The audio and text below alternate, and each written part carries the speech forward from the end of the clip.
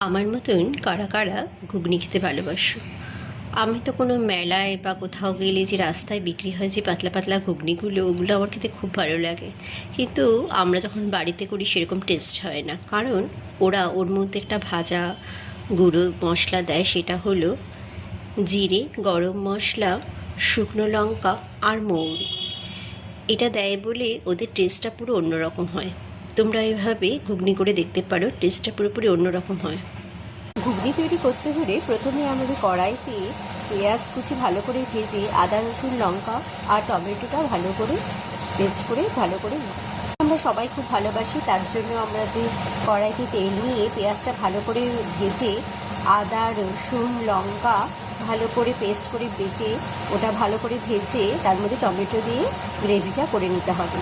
গ্রেভিটা হয়ে গেলে সেদ্ধ ঘুগনিটা দিয়ে দিতে হবে, আর যে ভাজা মশলাটা করা হয়েছিল সেটা দিয়ে দিতে হবে। তাহলেই আমাদের দোকানের মতন ঘুগনি একদম রেডি হয়ে যাবে।